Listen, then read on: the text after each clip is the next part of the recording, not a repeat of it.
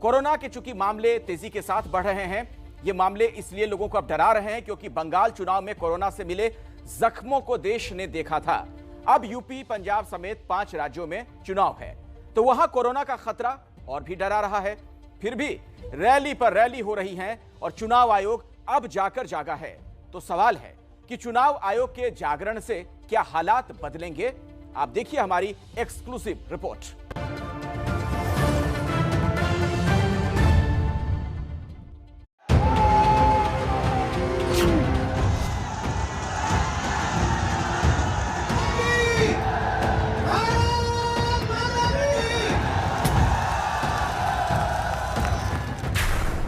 उत्तर प्रदेश की राज्यपाल आनंदीबेन पटेल ने पूरे सूबे को कोरोना प्रभावित राज्य घोषित कर दिया है और यह आदेश 31 मार्च 2022 तक लागू रहेगा, यानी अगली सरकार बनने तक।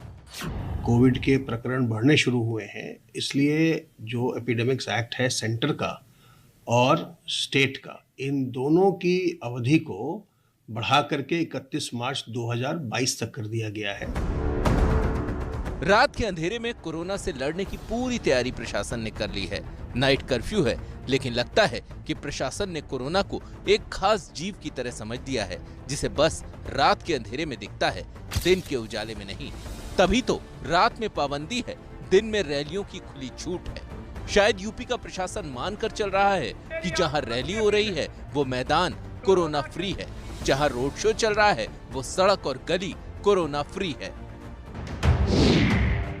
तभी तो 22 से 28 दिसंबर तक यूपी में 23 बड़े चुनावी कार्यक्रम हुए। इसमें बीजेपी की 16 रैलियां हुई।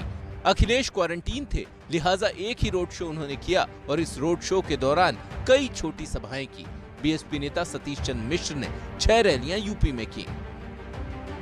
और ये सब जब हो गया तब चुनाव आयोग भी जागा। मंगलवार को चुनाव आयोग की 3 सदस्यीय टीम लखनऊ पहुंची।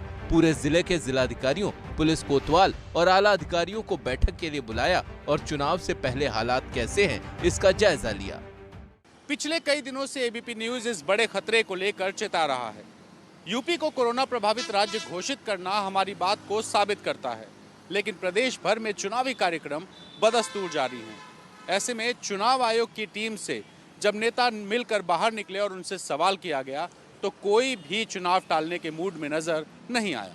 चुनाव आयोग से हमने कहा है कि चुनाव समय से कराया जाए, कोविड के नियमों का पालन करते हुए चुनाव समय से कराया जाए और कोविड के नियमों का पालन कराया जाए। जो भीड़ भाड़ वाले इलाके हैं उनमें कोविड की जो तीसरी लहर संभावित है, उसके मद्देनजर उन पोलिंग स्टेशनों और पोलिंग बूथों की पुनः समीक्षा कर ली जाए, जिससे कि अंतिम समय में जाकर के भीड़ के निवारण के लिए, कोविड प्रोटोकॉल के अमल के लिए कहीं पोलिंग बूथ को डिस्टर्ब न करना पड़े। कोविड पर जो नियम दिया गया था उस पर हमने कहा कि जो भी आप सख्ती से कानून का पालन करते हैं, मतलब जो भी कराएंगे, तो वो सबके लिए समान रूप से हो, चाहे वो प्रधानमंत्री जी की मीटिंग हो और चाहे किसी भी विपक्षी दल की मीटिंग हो।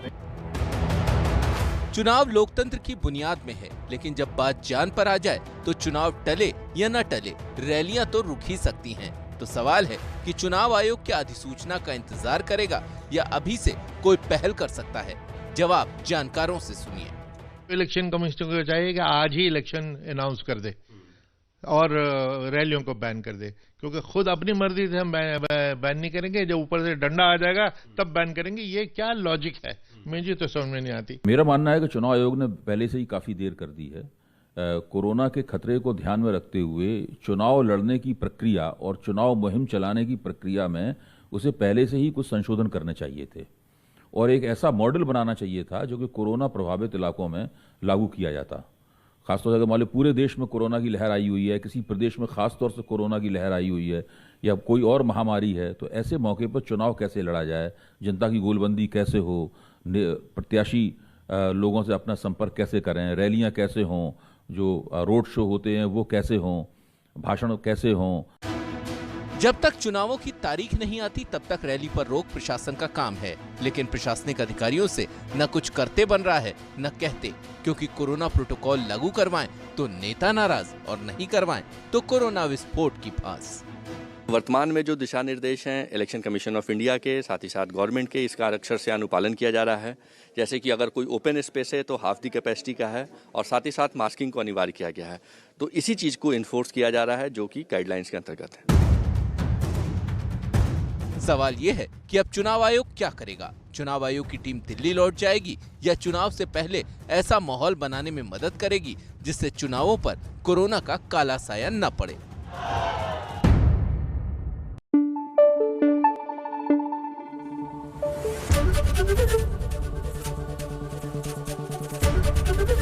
एबीपी न्यूज आपको रखे आगे।